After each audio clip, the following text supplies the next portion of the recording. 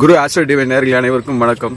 பிப்ரவரி 15ஆம் தேதி மாசி 3ஆம் தேதி திரியோதசி திதி முடிந்து சதுர்தசி திதி தொடங்கும் போது தேய்பிரையில் மாசி மாதத்தில் வரும் ராத்திரியிலே மிகப்பெரிய ராத்திரி மகா சிவராத்திரி. மகான்றது பெரிய, ராத்திரின்றது இரவு, சிவனை வணங்குற நாளாக இருக்கிறது. மகா சிவராத்திரினா மிகப்பெரிய சிவராத்திரி.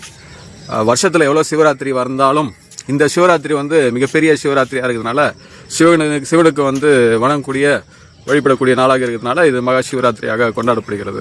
இந்த சிவராத்திரியுடைய நேரம் இரவு 11லிருந்து 1 மணி வரைக்கும் ரொம்ப உச்சநிலை கொண்டதாக இருக்கும்.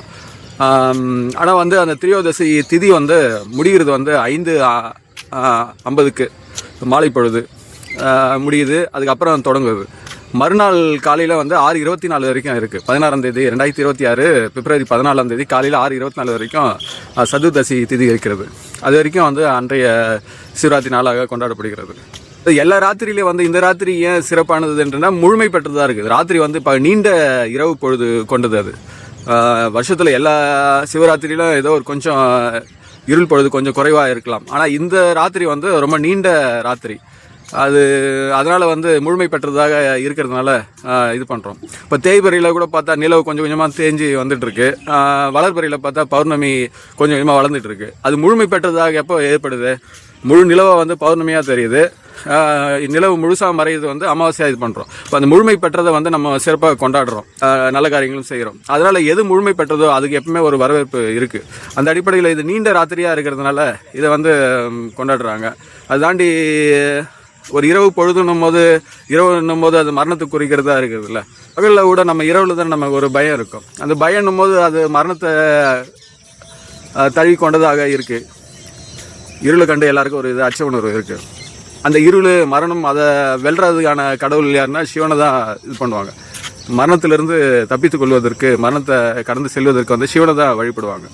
ஏன்னா சிவன் மரணத்தை தடுக்கும் கடவுள். ஏன்னா மார்க்கண்டனை காக்கிறதுக்காக யமனியை காலால் எட்டி ஓய்த்தவர். யமனுடைய மகன் தான் சனி. ஜாதகத்தில் சனின்னு சொல்கிறோம் பார்த்தீங்கன்னா, அந்த சனியுடைய குழந்தை தான் மாந்தி. கிரகங்களில் மாந்தி நம்ம தமிழ்நாட்டில் தான் மாந்தியை பெருசாக எடுத்துக்க மாட்டோம். ஆனால் கேரளா ஜோதிடத்தில் மாந்தியை முக்கியமாக பார்ப்பாங்க.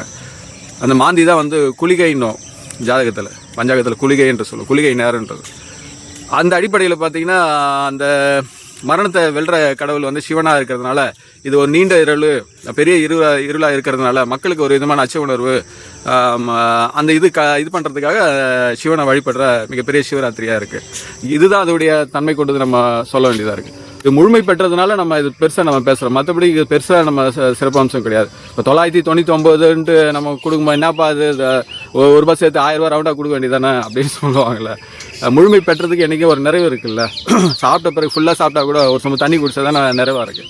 அந்த நிறைவுத்தனம் இந்த இதில் முழுமையாக இருக்குது, பெரிய இருளாக இருக்கிறதுனால இது மிக சிறப்பானதாக இருக்குது. அதனால தான் மகான்னா பெரிசு, நிறைவானது.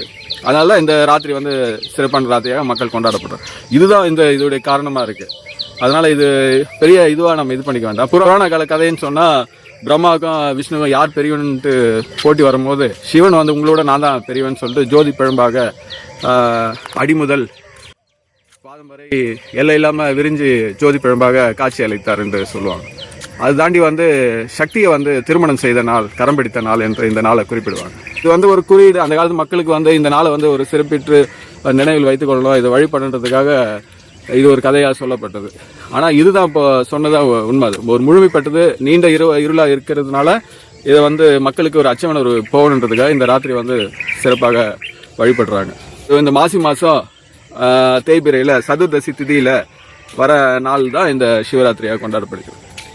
அதனால் சிவபக்தர்கள் இந்த நாளை வணங்கி, சிவனை வணங்கி உங்களுடைய வாழ்வில் எல்லா விதமான செல்வங்களும் பெற்று சிறப்பாக என்னுடைய வாழ்த்துக்களை தெரிவித்துக் கொள்கின்றேன். இக்காணொலி உங்கள் நட்பு வட்டத்தில் பகிர்ந்து கொள்ளுங்கள். வாழ்க வளமுடன்.